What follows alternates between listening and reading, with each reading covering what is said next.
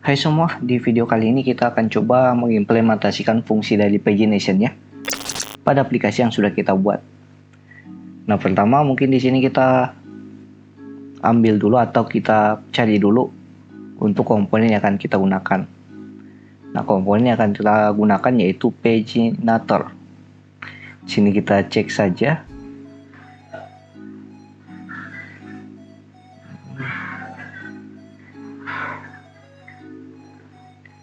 Paginator. Nah, yang ini.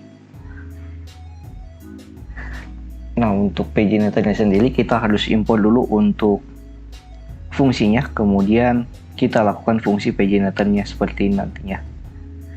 Jadi kita bisa copy dulu di dalam notepad untuk penyimpanan sementaranya. Copy ke sini, yang ini juga ke sini. Nah, selanjutnya kita bisa langsung gunakan di dalam codingannya. Kita coba eksekusi. Nah, pertama kita lakukan import dulu. Masuk ke dalam codingan, kita import di paling bawah. Setelah itu kita jalankan template-nya yang ini, paginator.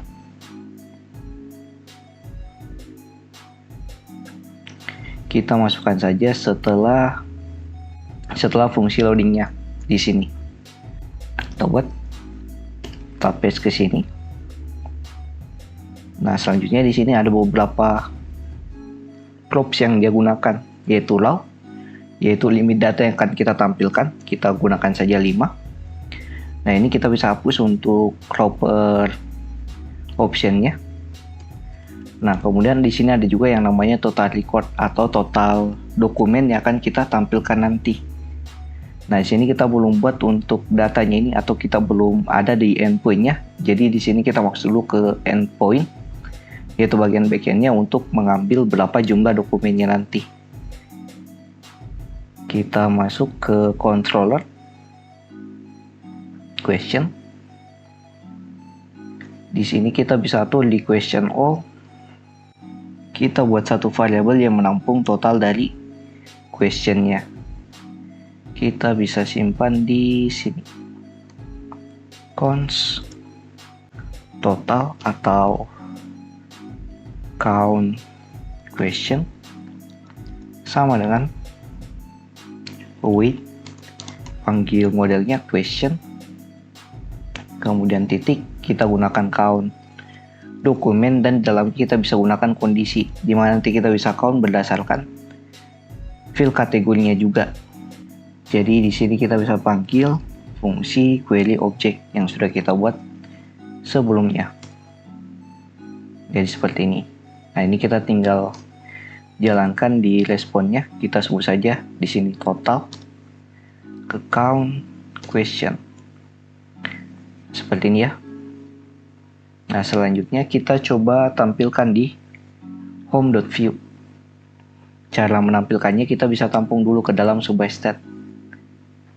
Kita buat dulu state-nya untuk menampung nilainya nanti. Const total sama dengan ref dalam kurung 0 untuk nilai default-nya. Dan kita bisa ambil nilainya. Nah, kita dapat nilainya berdasarkan data yang kita dapatkan di sini dari endpoint-nya. Nah, kita bisa ambil, nah datanya kan diambil dari data. Nah, ini kita bisa console log juga. Kita ambil nilai dari data titik total. Nah, kita bisa isi juga ya dari state yang sudah kita buat tadi, yaitu state total ini. Sini total total titik value, kemudian di sini nilainya data titik total. Nah, ini kita coba tampilkan juga di console log supaya kita bisa cek nilainya apa, dan kita bisa langsung tampilkan di template-nya yang ini.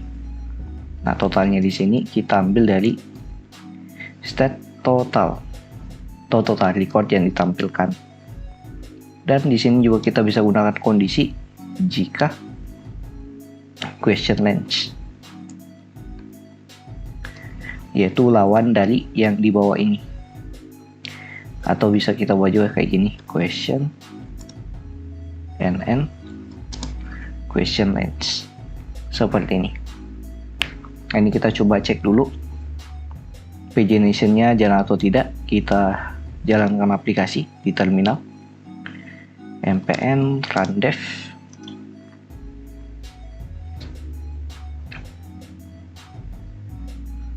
Oke, aplikasi ini sudah jalan.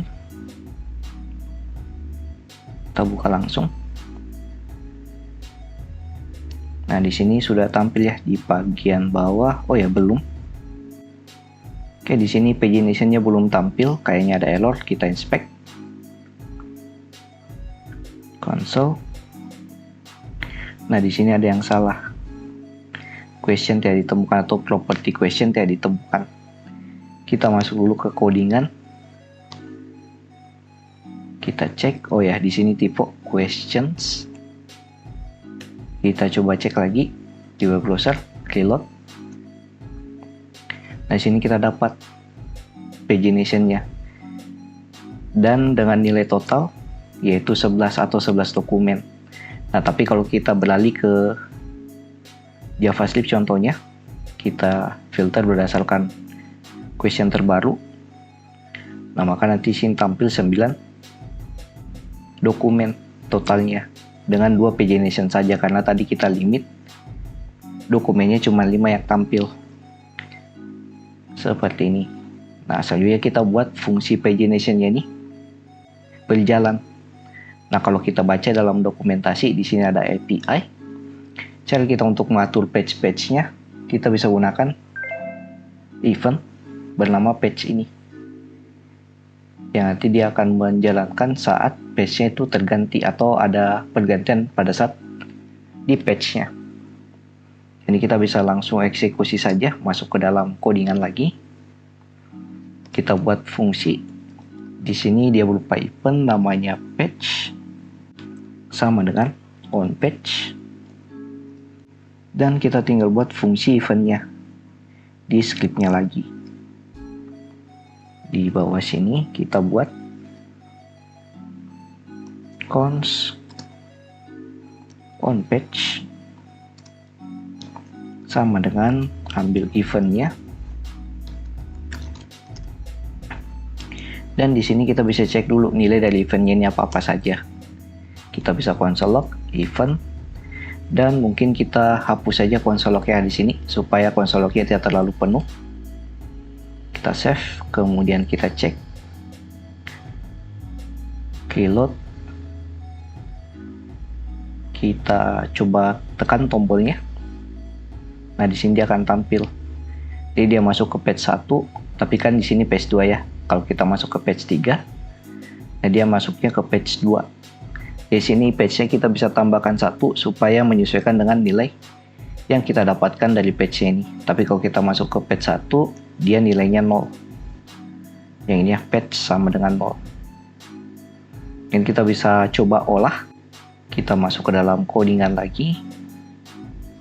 Berarti di sini kita tinggal atur di dalam fungsi on page-nya.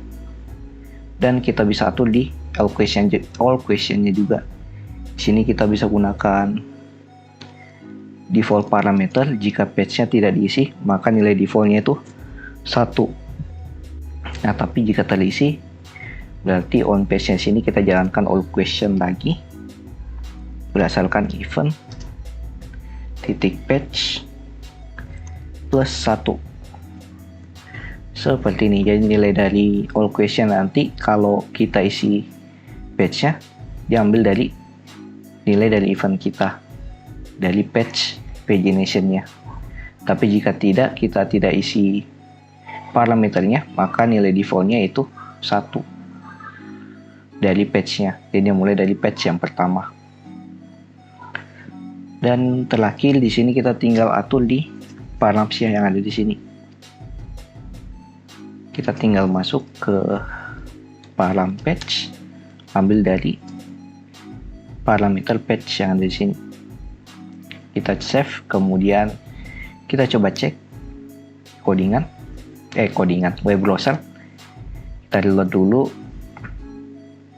Ini kita coba beralih ke page yang kedua. Nah, di sini dia akan masuk ke page yang kedua dari pertanyaannya. Kalau kita masuk ke page yang ketiga, nah dia akan masuk ke page yang ketiga di pertanyaannya. Dan enaknya di sini kita bisa atur juga berdasarkan kategorinya. Kalau kita filter database, cuman tampil 2 dokumen di satu pagination. Nah, tapi kalau kita masuk ke JavaScript, kita filter, nah dia akan masuk ke page pertama dari dokumen JavaScript-nya atau kategori JavaScript-nya dari pertanyaan-pertanyaannya.